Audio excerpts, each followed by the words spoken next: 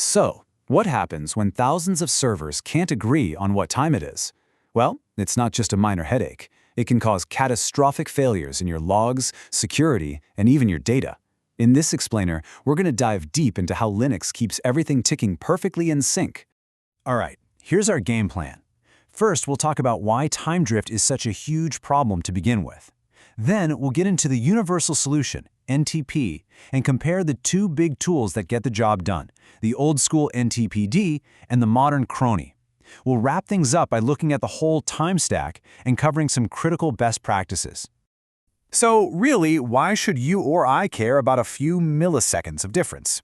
It turns out those tiny fractions of a second are basically the glue that holds a lot of our modern systems together.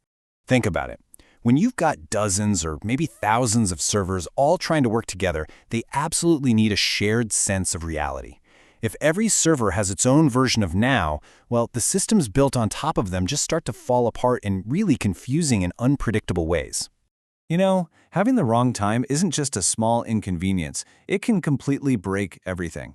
I mean, imagine trying to debug an issue when your log files are telling you that an effect happened before its cause, or your security protocol's failing because they think a perfectly valid request is from the future. It's a total recipe for disaster. Okay, so how does the entire internet solve this universal problem of keeping time? The answer lies in this remarkably tough and time-tested protocol. The solution is a decades-old protocol called NTP, which stands for Network Time Protocol. Its whole job is to sync up clocks over a network. But here's the clever part. Instead of making these sudden, jarring jumps in time, NTP gently slews your system's clock. It just speeds it up or slows it down ever so slightly until it's perfectly in sync. Now this is where it gets really cool. NTP organizes time sources into a hierarchy called a stratum scheme. At the very top, at stratum 0, you've got these hyper-accurate sources, like atomic clocks. They pass their time down to stratum 1 servers, who pass it to stratum 2, and on and on. This whole structure makes sure that accurate time flows reliably from the most precise sources all the way down to your machine. And this is where the power of open source and community just shines. You don't have to go find a Stratum 1 server yourself.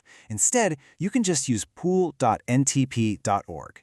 It's this massive, global, volunteer-run project that gives you easy access to a whole pool of reliable time servers, and it's smart enough to pick one that's close to you for the best accuracy. So how do we actually use NTP on a Linux machine?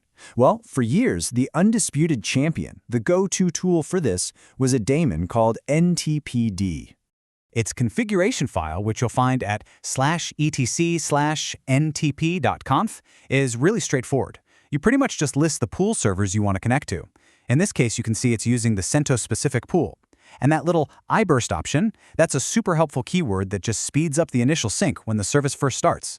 To see if NTPD is actually doing its job, you run the command ntpq-p.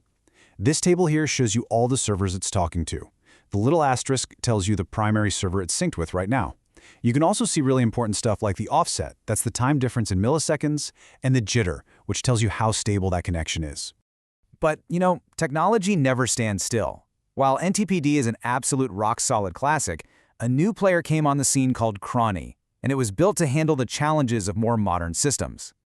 See, Crony was built from the ground up for situations where NTPD might struggle a bit. Think about a virtual machine that gets paused and resumed. Its clock can drift by a huge amount. Crony is designed to fix those big time gaps way faster than NTPD, which makes it perfect for today's dynamic systems, and even for laptops that are constantly hopping between networks. The configuration looks pretty similar, right? It uses a pool directive just like NTPD, but it comes with some powerful features baked right in. That RTC sync directive, for instance, tells Crony to automatically keep the physical hardware clock updated. That's a huge help because it gets rid of a manual step we used to have to worry about. And when it comes to monitoring, chronic tracking gives you this incredibly rich, detailed view of how your clock is performing. I mean, just look at that precision. System time, 0.000197749 seconds slow of NTP time. That gives you an instant, crystal clear picture of your clock's health. So we've got these daemons, NTPD or Cronid, out there talking to the internet. But how do they fit into the bigger picture of timekeeping on Linux? Okay, it's a really clear, logical flow. Time information comes in from the external NTP servers. Your local NTP service, like Crony, grabs that info and uses it to manage the main system clock. That's the software clock that your OS and all your apps use. Then, finally, the system clock periodically updates the physical hardware clock on the motherboard, so the time stays correct even if you reboot. On any modern Linux system that uses systemd, the time-date-ctl command is your one-stop shop for everything time-related. With one simple command, you get a full status report: local time, universal time, UTC, the hardware clock time, your time zone, and, most importantly, right there at the bottom, whether NTP is on and if it's successfully synced. It's awesome. Now, this is a super common point of confusion that trips a lot of people up. Setting your time zone, let's say to America/New York, only tells the system how to display the time. It's just a presentation layer. It has absolutely nothing to do with making sure the underlying time is actually accurate. That's NTP's job. All right, let's wrap this all up with a clear guide on what you absolutely should be doing and what you should definitely avoid to keep your system's time in perfect harmony. So, let's hit the key takeaways. First, and this is a big one, pick one service, preferably Crony, and stick with it. If you run both, they're going to fight each other. Second, make sure your firewall lets UDP traffic through on port 123, otherwise NTP won't work. And finally, let the service do its job. Set it to start on boot, keep your hardware clock on UTC, and let this system handle everything else automatically. So, for a quick recap on the tools, if you're on a system with NTPD, your command is NTPQ. If you're using the more modern Crony, you'll use Chronic. And for that high level, is everything okay check on any modern system, time-date-tl is always your go-to command.